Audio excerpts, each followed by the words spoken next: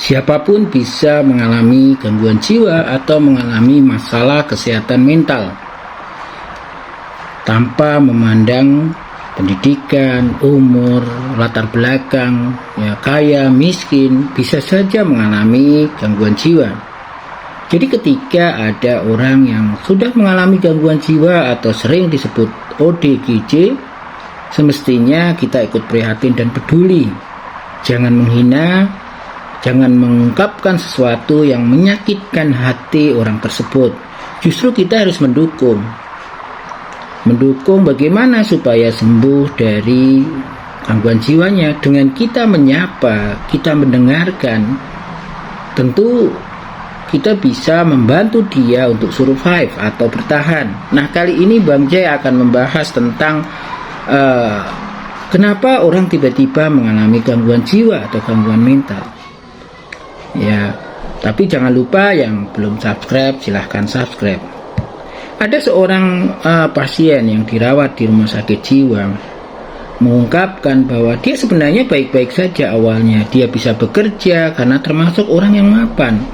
Cuma dia punya lahan yang digunakan untuk memperoleh uang, ya, untuk biaya hidupnya.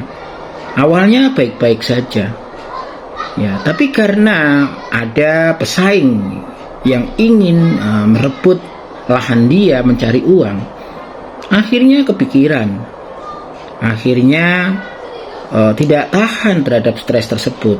Di sisi lain, dia merasa bahwa itu haknya dia yang mengawali di situ. Kenapa ada orang lain yang mau merebut lahannya mencari uang? Tentu ini ketika orang tersebut memang termasuk orang yang tertutup atau tidak suka menceritakan persoalan pribadinya kepada orang lain, tentu tidak akan tidak akan mendapatkan solusi yang baik.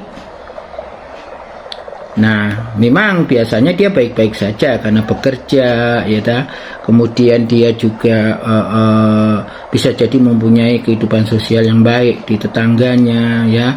Nah, tapi persoalannya ini kan ketika ada masalah dengan orang lain, tidak semua orang akan mampu bercerita, akan mencari pertolongan. Ada sebagian besar orang yang mengalami gangguan jiwa cenderung tertutup.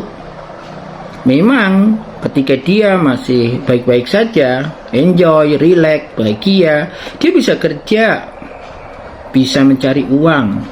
Tapi lama-lama ketika suasana hatinya sudah tidak baik lagi, gampang sedih, marah, jengkel, kecewa, ngerasa gagal, frustasi.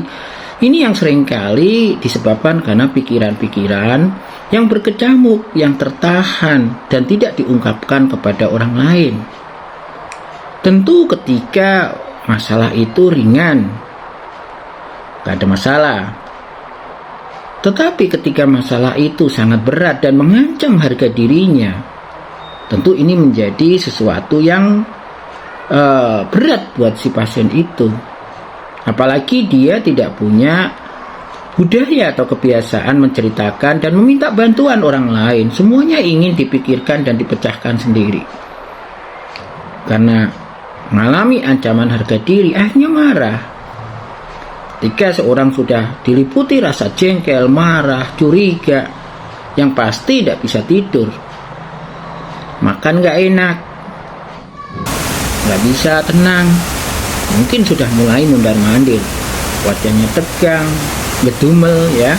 Bahkan mungkin saja sudah mengalami kecemasan yang berlebih sehingga mengalami halusinasi atau mendengar suara-suara yang mencaci maki. Jadi jangan heran kalau tiba-tiba ada orang dengan gangguan jiwa yang biasanya baik-baik saja, tiba-tiba suka bicara sendiri, tertawa sendiri, kemudian marah-marah, nah bahkan sampai mengamuk, merusak perabotan. Ya itu karena suasana hatinya yang tidak baik-baik saja. Seandainya keluarga atau orang terdekat tahu bahwa sudah mulai nggak bisa tidur, mulai wajahnya tegang, mondar-mandir, yang biasanya bekerja ini tidak mau, yang biasanya dia mau ke masjid, mau keluar rumah, dia sudah nggak mau lagi. Bahkan perawatan dirinya, berpakaian, ya mandi, ya gosok gigi, sudah tidak dilakukan lagi atau sudah jarang dilakukan. Tentu ini sudah bagian dari gangguan jiwa.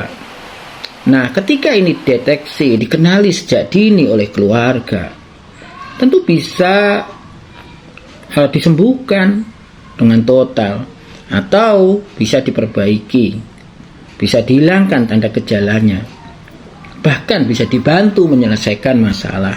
Cuma persoalannya kadang-kadang masyarakat atau keluarga sangat kurang paham tentang masalah kesehatan mental atau kesehatan jiwa ini. Bagaimana mau mengenali bahwa ada anggota keluarganya yang mengalami masalah kesehatan jiwa atau mental. Lah, dia sendiri nggak paham. Bahkan ada beberapa kelompok masyarakat, orang yang merasa risih bicara tentang masalah kesehatan mental atau jiwa, merasa aneh, nggak asik. Padahal ketika orang sudah mengalami masalah kesehatan mental atau jiwa, bahkan sudah dirawat, tentu dampaknya luar biasa. Stigma, ya kan, dia menjadi tersingkirkan, kurang dipedulikan, kurang dihargai. Apalagi kalau sudah muncul perilaku-perilaku yang aneh dan lucu menurut orang lain, justru jadi sumber hiburan, ya. Sehingga tentu mengenali masalah kesehatan mental atau jiwa ini menjadi sangat penting.